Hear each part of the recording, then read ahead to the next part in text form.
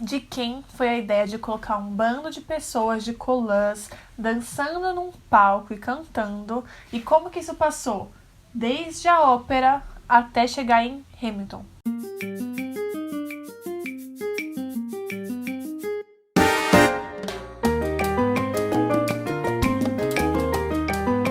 Oi, seja bem-vindo ao Hatch Sound, e hoje a gente vai conversar um pouquinho sobre a história dos musicais. Como que a gente passou de ópera e Grécia e Roma até a gente chegar em musicais como Hamilton e Mean Girls e diversos outros que são grandes sucessos e que contam histórias de hoje em dia. Bom, então primeiro vamos entender o que é um musical. Um musical é um teatro, só que cantado. A grande maioria da história, do enredo, é apresentada através de música. Então ele junta dança com música, com canto, com interpretação, com enredo, e aí vira uma grande bola de glitter e brilho chamada teatro musical. Ok, agora que a gente já sabe o que é um teatro musical, né? Vamos descobrir quando que ele começou. E isso é um pouco confuso, porque é há muito tempo atrás, então não tem exatamente como dizer, nossa, foi aqui que o teatro musical começou. Porém, acredita-se que seja mais ou menos há 2.500 anos atrás, ou seja, antes de Cristo, o teatro musical começou a nascer, lá na Grécia.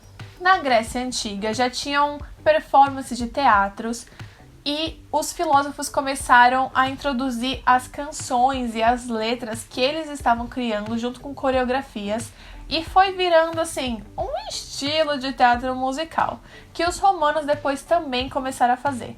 Lembrando que a gente vai falar bem rapidinho de cada época, porque, 2.500 anos, né, em um vídeo de 10 minutos, quase impossível, então vamos falar bem rapidinho. Então os romanos começaram a fazer também a mesma coisa que a Grécia já estava fazendo.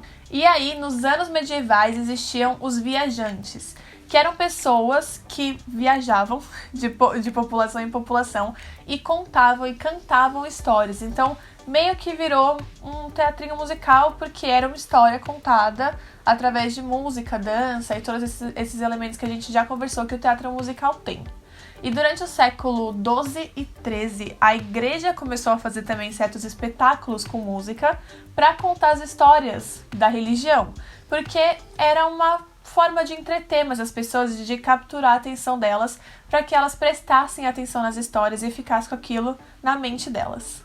Então vamos para a época da Renascença, onde os palhaços surgem, e os palhaços eles pegaram todos esses elementos de canto, de dança, de performance e juntaram com toda a parte artística deles e viraram uma sensação nessa época e também contribuíram para toda essa arte do teatro musical, junto com o surgimento da ópera em 1700. E assim, a ópera vai ser muito importante para a história do teatro musical. Assim como a ópera é até hoje. Vamos perder esse preconceito, vamos parar de achar que ópera é coisa chata e vamos assistir uma ópera e tentar entender, que eu garanto que você provavelmente vai gostar. Lá por 1800 existiam vários gêneros de ópera, e as óperas estavam fazendo muito sucesso, principalmente as de melodramas, que são aquelas mais dramáticas e tudo mais. E um novo estilo ou mini estilo surge, que são as burletas, que basicamente, uma explicação rapidinha aqui, elas seriam mini óperas de comédia que elas passavam junto com outra coisa. Por exemplo, uma burleta geralmente era uma peça que tocava em um bar ou um lugar específico, porque em Londres tinha uma restrição de que não se poderia servir nada, de que não poderia existir nada além do espetáculo na casa, da ópera na casa. Então eles criaram essa mini ópera, que era como se fosse ali. Não vou comparar um barzinho, porque acho que não é muito o caso, mas mais ou menos isso, sabe? As pessoas podiam assistir o musical, podiam assistir a ópera e curtir, comprar ao mesmo tempo. Foi uma jogada de capitalismo que fez as burletas nascerem e que fez com que elas ficassem tão famosas, porque elas eram bem mais curtinhas que uma ópera normal, elas eram performadas em ambientes diferentes dos teatros de óperas, e elas também juntavam a diversão do entretenimento de uma ópera, uma mini ópera, junto com você poder comer e beber e tudo mais. E também é importante lembrar que as burletas eram apenas de comédia, são óperas de comédia. E o nosso teatro musical começou a ganhar uma carinha, né? Começou a ficar um pouco mais parecido com o que a gente conhece hoje. Ainda muito diferente, mas ele já estava pegando ali o bondinho de Hamilton. Ainda não, mas quase lá. E o primeiro teatro performado, escrito e apresentado em Nova York foi o The Black Crook, e ele foi apresentado em 12 de setembro de 1866 e ele tinha apenas 5 horas e meia de duração. Bem sussa, né? Quase 6 horas ali sentado. E agora, pra gente entender a evolução do teatro musical como principal, ou uma das principais formas de entretenimento, a gente tem que analisar um pouquinho o que estava acontecendo no mundo, na economia, na sociedade durante essa época. Tiveram 2 fatores que influenciaram muito o teatro musical ser algo mais acessível. Ele ainda não era super acessível, mas ser um pouco mais acessível. O primeiro era o transporte. Com a criação de mais tipos de transportes e linhas e tudo mais, as pessoas conseguiam chegar a lugares mais longes, que geralmente eram casas de teatros ou, enfim, entretenimentos que ficavam longe de onde elas moravam. Então, com esse transporte, facilitou o acesso.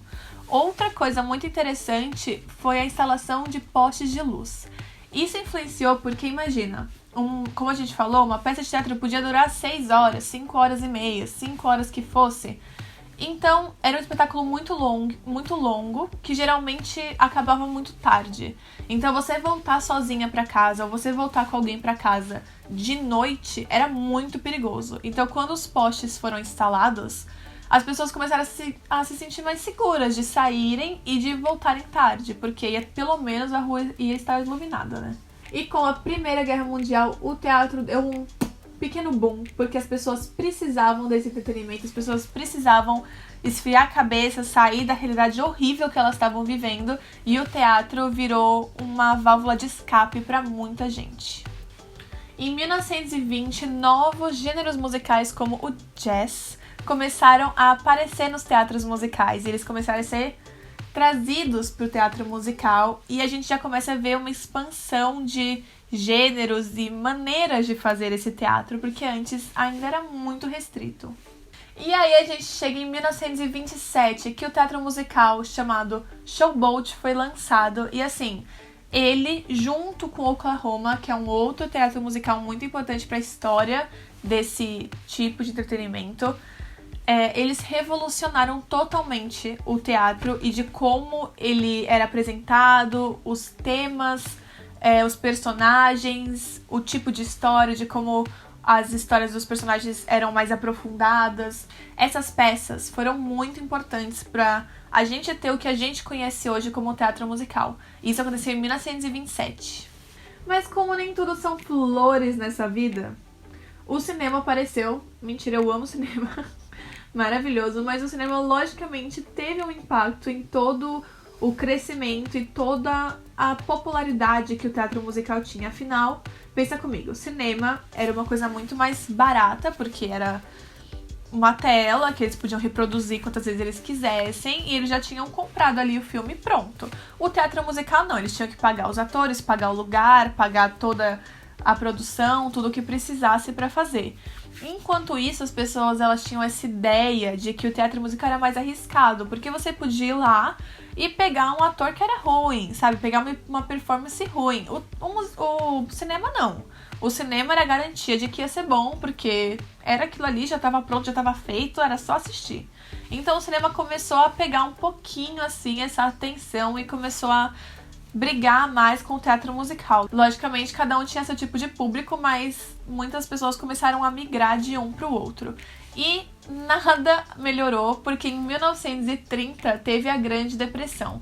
E aí, logicamente, que o orçamento geral de um teatro musical foi sendo reduzido, porque estávamos em crise, né? As pessoas estavam em crise e, logicamente, que a prioridade delas não era o entretenimento, não era ir assistir um teatro, nem produzir um teatro. Porém, tudo ficou bem e maravilhoso, e o teatro se recuperou e basicamente se reformulou e mudou e foi se adaptando e foi trazendo novas pautas e novos temas e enredos e começando a virar algo crítico de trazer opiniões e posicionamentos políticos e personagens importantes e histórias que impactam e mudam a vida das pessoas. E isso fez com que o teatro musical que a gente conhece hoje nascesse de vez e fosse apresentado e conquistasse tantas pessoas como ele conquista hoje. Afinal, o teatro musical é um entretenimento mundial que agrada a milhões de pessoas e sobreviveu apesar de todos esses problemas e todas as mudanças e todos esses pepinos que ele passou por. E aí a gente chega na nossa época de hoje com obras incríveis e fenomenais e sucessos mundiais e só coisa boa vindo pela frente ainda. Então é isso, espero que você tenha gostado. E se você não tiver entendido alguma coisa, se você tiver um fato muito legal sobre musicais, deixa aqui embaixo nos comentários que eu quero muito saber. Compartilha comigo. E, como sempre, links na descrição sobre diversas ONGs e instituições muito legais com pautas muito importantes para, se você quiser doar ou conhecer alguém que queira doar. E se não quiser ou não puder doar, tudo bem, traga essas pautas, traga esses temas para sua rotina, converse com a sua família e com seus amigos e vamos fazer a nossa parte. Obrigada e até o próximo vídeo. Tchau, tchau!